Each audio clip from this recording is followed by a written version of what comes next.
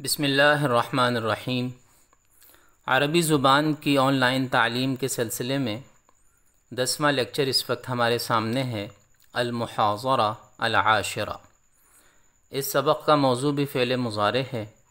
اس سے پہلے والے سبق میں بھی ہم نے فعل مضارع کے بارے میں پڑھا تھا، لہٰذا یہ فعل مضارع کا حصہ دوم ہے۔ اس سبق میں آگے بڑھنے سے پہلے مناسب معلوم ہوتا ہے کہ سابقہ اسباق کا خلاصہ ہمارے سامنے ہو۔ اس وقت آپ سکرین پر سابقہ اسباق کا خلاصہ دیکھ سکتے ہیں۔ اب سے پہلے 9 اسباق میں ہم نے یہ تمام موضوعات پڑھے ہیں۔ اس سبق کو شروع کرنے سے پہلے مناسب معلوم ہوتا ہے کہ سابقہ اسباق کا خلاصہ ہمارے سامنے ہو۔ اگر آپ نے وہ اسباق اب تک نہیں پڑھے تو ان اسباق کو دیکھ لیجئے، دہرا لیجئے۔ جو عربی الفاظ سیکھے ہیں ان عربی الفاظ کو ذہنوں میں تازہ کر لیجئے۔ جیسا کہ عرض کیا گیا ہے کہ اس سبق میں بھی ہم فعل مضارع کے بارے میں پڑھیں گے۔ اس سے پہلے سبق میں بھی ہم نے فعل مضارع کے بارے میں پڑھا تھا۔ اس سبق میں ہم فعل مضارع کے کچھ مزید الفاظ سیکھنے کی کوشش کریں گے۔ اس سے پہلے سبق میں ہم نے پڑھا تھا کہ عربی زبان میں فعل مضارع میں مذکر کے لیے ینصرو اور اس جیسے دوسرے الفاظ استعمال ہوتے ہیں۔ ینصرو کا معنی ہے وہ مدد کرتا ہے یا کرے گا۔ اس سبق میں بتایا گیا تھا کہ ینصرو میں ایک ہوا ضمیر موجود ہے جو فاعل کا درجہ رکھتی ہے۔ اسی طرح اس موضوع پر بھی بات ہوئی تھی کہ فعل مضارع میں مؤنث کے لیے تنصرو اور اس جیسے دوسرے الفاظ استعمال ہوتے ہیں۔ تنصرو کا معنی ہے وہ عورت مدد کرتی ہے یا کرے گی۔ تنصرو میں ایک ہیا ضمیر موجود ہے جو فاعل کا درجہ رکھتی ہے۔ آپ جانتے ہیں کہ یہ دونوں لفظ ینصرو اور تنصرو، وہ مدد کرتا ہے یا کرے گا اور وہ مدد کرتی ہے یا کرے گی، یہ دونوں لفظ غائب کے لیے، غیر موجود شخص کے لیے، یعنی تھرڈ پرسن کے لیے استعمال ہوتے ہیں۔ اس سبق میں ہم سامنے موجود شخص یعنی سیکنڈ پرسن اور بات کرنے والے شخص یعنی فرسٹ پرسن جسے متکلم کہا جاتا ہے، ان کے لیے فعل مضارع کے جو الفاظ استعمال ہوتے ہیں ان الفاظ کو سیکھنے کی کوشش کریں گے۔ اس سلسلے میں پہلے ہم بات کرتے ہیں مخاطب کی، یعنی جس سے بات کی جائے، سیکنڈ پرسن۔ تو اس کے لیے مذکر میں تنصرو کا لفظ استعمال ہوتا ہے۔ تنصرو کا معنی ہے تو مدد کرتا ہے یا کرے گا۔ تو تنصرو اور اس جیسے دوسرے الفاظ مخاطب مذکر کے لیے استعمال ہوتے ہیں۔ تنصرو میں انت ضمیر موجود ہے جو فاعل کا درجہ رکھتی ہے۔ ہم جانتے ہیں کہ مؤنث غائب کے لیے بھی تنصرو کا لفظ ہی استعمال ہوتا ہے، جیسا کہ پچھلے صفحے میں ہم نے پڑھا ہے۔ تو مذکر مخاطب کے لیے بھی تنصرو اور اس جیسے دوسرے الفاظ ہیں، اور مؤنث غائب کے لیے بھی تنصرو جیسے الفاظ ہیں۔ تو سیاق و سباق کی روشنی میں فیصلہ کیا جائے گا کہ یہ لفظ مذکر مخاطب کے لیے استعمال ہو رہا ہے یا مؤنث غائب کے لیے۔ اسی طرح مؤنث مخاطب کے لیے فعل مضارع میں تنصرین اور اس جیسے دوسرے الفاظ استعمال ہوتے ہیں۔ تنصرین کا معنی ہے کہ تو مدد کرتی ہے یا کرے گی۔ تنصرین میں انتی ضمیر موجود ہے جو فاعل کا درجہ رکھتی ہے۔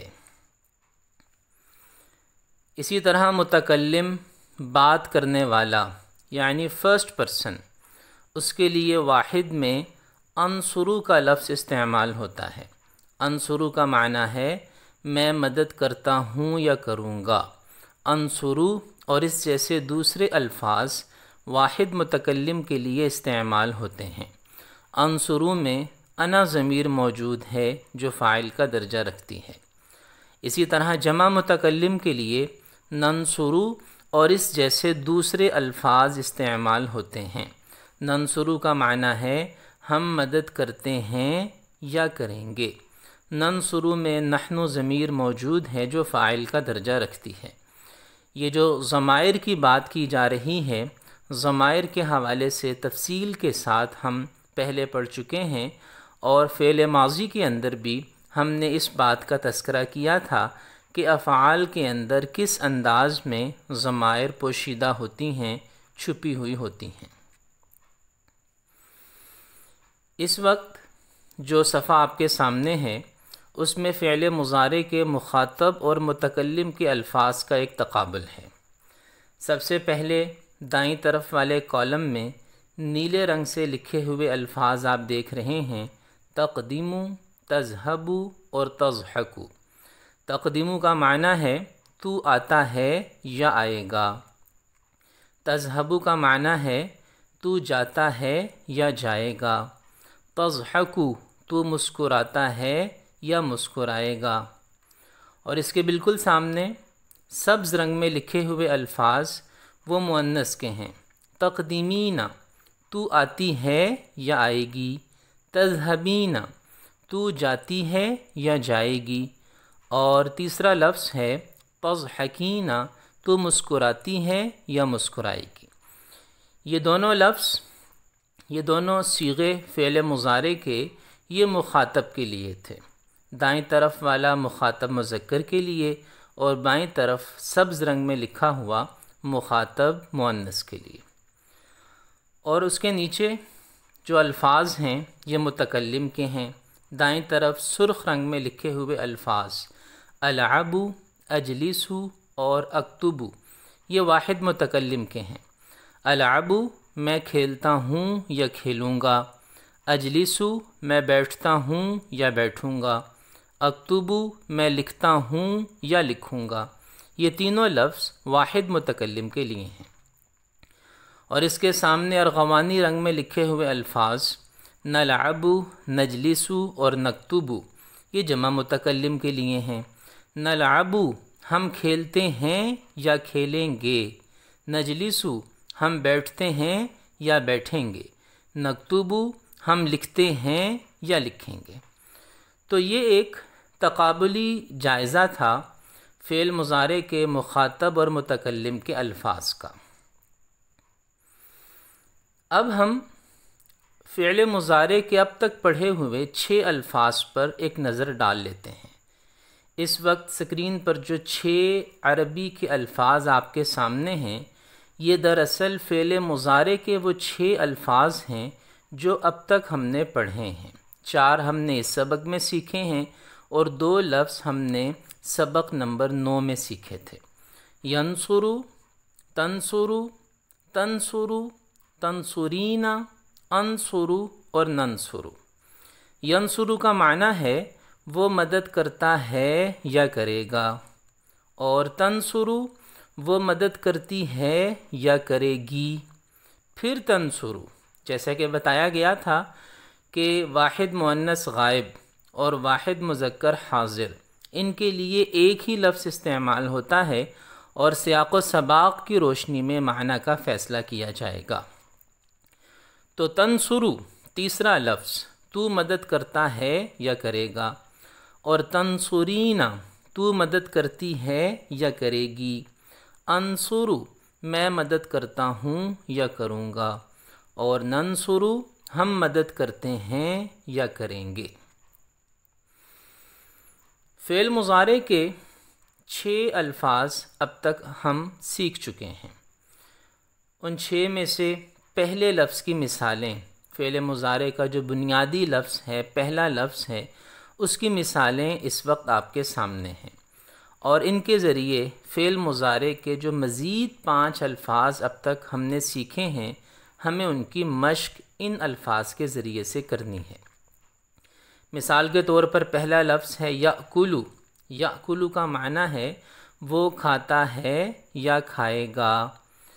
اس سے اگر ہم مؤنث کا لفظ بنائیں تو وہ ہے تأکلو، وہ کھاتی ہے یا کھائے گی، اور واحد مذکر حاضر مخاطب، تأکلو تو کھاتا ہے یا کھائے گا، اور واحد مؤنث مخاطب تأکلینا تو کھاتی ہے یا کھائے گی، آکلو میں کھاتا ہوں یا کھاؤں گا، اور نأکلو ہم کھاتے ہیں یا کھائیں گے۔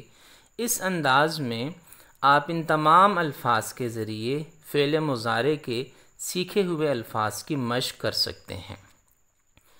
پہلے بھی یہ بات عرض کی گئی تھی کہ یہ جو افعال ہیں، جو ٹینسز ہم پڑھ رہے ہیں، اس کو سیکھنے کے لیے سب سے زیادہ اہم چیز مشق ہے۔ جتنا ہم اپنی مشق کو بڑھائیں گے، سیکھے ہوئے الفاظ کو نئے الفاظ میں تبدیل کریں گے، اتنا ہی زیادہ ہمیں ٹینسز کے اندر مہارت حاصل ہو جائے گی۔ اور جیسا کہ بار بار عرض کیا جاتا ہے کہ لیکچرز کی سلائڈز کو بار بار دھیان سے پڑھیں اور ویڈیو کو توجہ سے دیکھیں اور سنیں۔ لیکچرز باہم مربوط ہیں، اس لیے ترتیب کا خیال رکھنا ضروری ہے۔ اور آپ جانتے ہیں کہ زبان صرف پڑھ لینے سے، اصول پڑھ لینے سے یا اصول سن لینے سے یا چند الفاظ کے پڑھ اور سن لینے سے نہیں سیکھی جا سکتی۔ زبان سیکھنے کے لیے ہر شخص کو انفرادی محنت کرنی پڑتی ہے، مشق کرنی پڑتی ہے، جملے بنانے پڑتے ہیں، غلط یا صحیح الفاظ کو جملوں میں استعمال کرنا پڑتا ہے۔ زبان سیکھنے کا پہلا اور آخری اصول مشق ہے۔ اپنے عربی ذخیرہ الفاظ کو بہتر بنانے کے لیے عربی زبان کی ڈکشنریز سے استفادہ کیجیے، اور آن لائن چھوٹے چھوٹے الفاظ سیکھنے کے لیے گوگل ٹرانسلیٹر سے فائدہ اٹھائیے۔ اب تک کے لیے اتنا ہی۔ والسلام علیکم ورحمۃ اللہ وبرکاتہ۔